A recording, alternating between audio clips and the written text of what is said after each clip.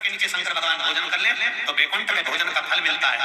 वैकुंठ के भोजन का फल, हाँ हाँ। लक्ष्मी जी ने उसी समय पर आंवले के वृक्ष के नीचे भोजन की व्यवस्था करी। शंकर भगवान भोजन करने के लिए बैठे। जैसे ही माता लक्ष्मी ने भोजन लगाया है, शंकर भगवान ने एक ग्रास भोजन को लिया, आया और उठकर शंकर भगवान चले गए। थोड़ी देर बाद वापिस लौट कर आ गए, बैठ गए। पूछा महारानी ने, माता लक्ष्मी ने, मेरे शंभु, मेरे बाबा, मेरे भोलेनाथ, मेरे प्रभु कहाँ चले गए थे आप भोजन की थाली को छोड़कर?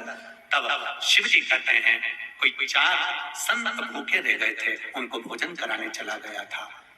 लक्ष्मी जी ने कहा, आप सृष्टि के सही संचालन कर रहे हो।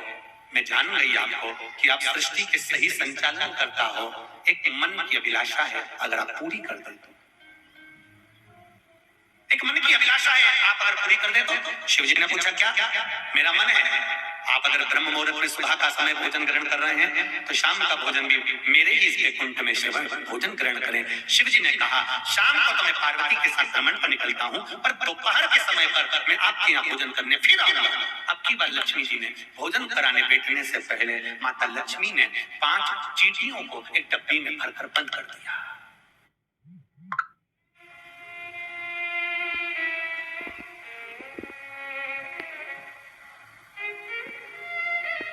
चींटियों को माता लक्ष्मी जी ने डब्बी में बंद कर बंद करा। शिव जी भोजन करने बैठे, बड़े प्रेम से भोजन कर रहे हैं भोलेनाथ, और आवाज लगाया भोलेनाथ जी ने, हरी लक्ष्मी, तुम्हारी माता ख्याति देवी मुझको ऐसे ही भोजन कराती थी।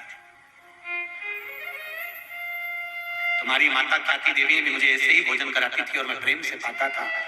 आज लक्ष्मी, आपके हाथ का भोजन कर कर मुझे ऐसा लग रहा है कि मेरी माता, आपकी माता ख्याति देवी ही मुझे भोजन करा रही है। आपको माता के रूप में आज मैंने देखा है, जैसे ख्याति देवी को देखा वैसे आपको देखा।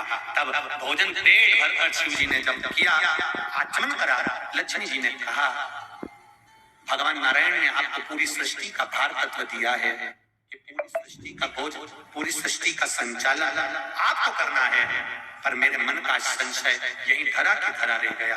आप पेट भरकर भोजन कर लिए और 5 चींटी भूखी रह गई।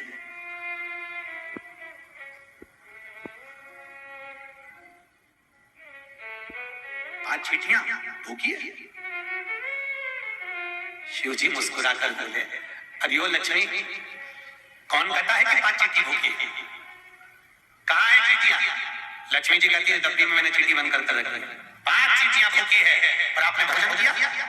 जब भगवान विष्णु ने अपनी सृष्टि का भार आपको दिया था, तो बिना उनको भोजन कराया आपने भोजन कैसे कर दिया? देवदेव महादेव।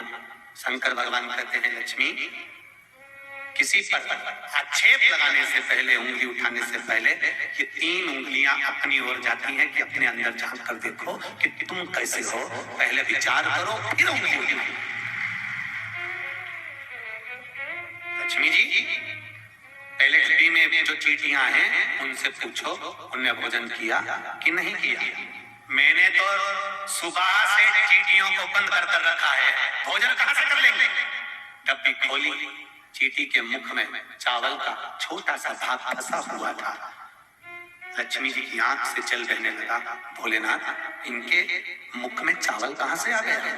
शिव जी ने कहा, लक्ष्मी, तू जब चींटियों को बंद कर रही थी ना, तो तुझे दोष ना लगे, इसलिए तूने चींटियों के चरण को धोख लगाया था कि मेरे साथ परीक्षा में तुम शामिल हो जाओ, मेरे साथ थोड़ी देर के लिए तुम डब्बी में बंद हो जाओ।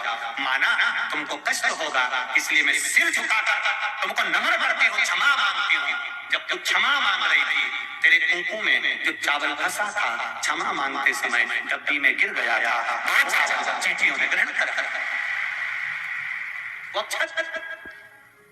वो चावल चींटियों ने ग्रहण किया।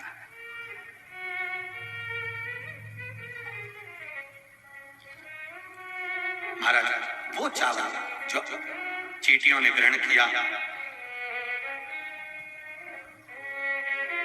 बस चींटियों का भोजन पहले हुआ है। लक्ष्मी जी की आंख से जल बह रहा है और रो रही है। फिर निवेदन करूंगा, किसी पर उंगली उठाने से पहले, किसी को अपशब्द कहने से पहले, किसी को ताना देने से पहले, किसी को आड़ा टेढ़ा बोलने से पहले अपने मोबाइल पर, फेसबुक पर, यूट्यूब पर किसी ने कुछ लिख दिया किसी के लिए, उस पर कमेंट्स करने से पहले 50 बार सोचो समझो कि बात सही है कि गलत है। हर एक का साथ गलत चीजों में मत दो, नहीं तो जिंदगी नरक जैसी निकल जाती है। पूरा जीवन समझ